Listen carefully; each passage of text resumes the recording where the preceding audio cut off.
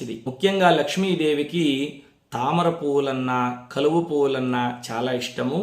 దొరికితే ఈ శ్రావణ మాసంలో ప్రతినిత్యము కాకపోయినా శ్రావణ శుక్రవారం రోజైన అమ్మవారిని కలువ పూలతో, తామర పువ్వులతో, గులాబీ పువ్వులతో, చేమంతి పువ్వులతో, మరువము దవనంతో అమ్మవారిని పూజించడానికి ప్రయత్నించండి. లక్ష్మీదేవి మీ ఇంట్లో స్థిర నివాసం ఉంటుంది.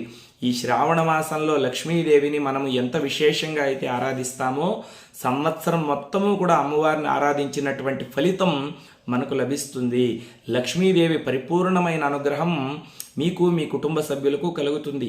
లక్ష్మీదేవి అంటే ధనం మాత్రమే కాదండి. చాలామంది లక్ష్మీదేవి అంటే బంగారు సంపదలు ఇచ్చే దేవత అనుకుంటారు. కాదు.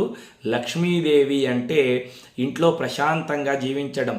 ధనలక్ష్మి అంటే డబ్బు రూపంతో ఉంటుంది. ధాన్యలక్ష్మి, మనం తినడానికి ధాన్యం కూడా అమ్మవారే ఇవ్వాలండి.